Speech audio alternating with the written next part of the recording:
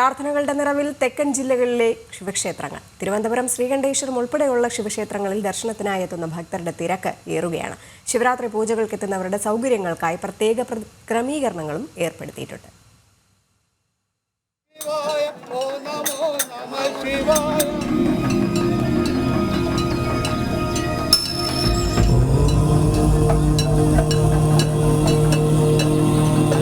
ശിവപഞ്ചാക്ഷരി മന്ത്രജപവും പൂജയുമായി തെക്കൻ ജില്ലകളിലെ ശിവക്ഷേത്രങ്ങൾ മഹാശിവരാത്രി നിറവിലാണ്. പുലർച്ചെ മുതൽ അഭൂതപൂർവമായ തിരക്കാണ് ക്ഷേത്രങ്ങളിൽ അനുഭവപ്പെടുന്നത്.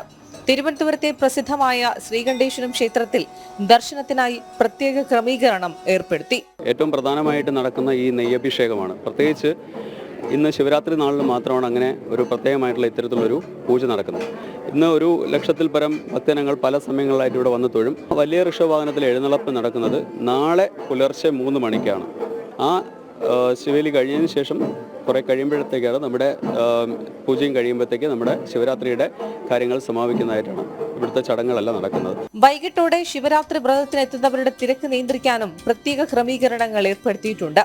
തിരുവനന്തപുരത്തെ മറ്റു പ്രമുഖ ക്ഷേത്രങ്ങളായ മടവൂർപ്പാറ, തിരുമല, ചെങ്കൽ, ചെങ്കളൂർ, തളിയിൽ ക്ഷേത്രങ്ങളിലും ശിവരാത്രി പൂജകൾ തുടരുകയാണ്. ആഴിമലയിലെ മഹാദേവ ശില്പം കാണാനെത്തുന്നവരുടെ എണ്ണവും ഏറുന്നുണ്ട്. ജനം, തിരുവനന്തപുരം.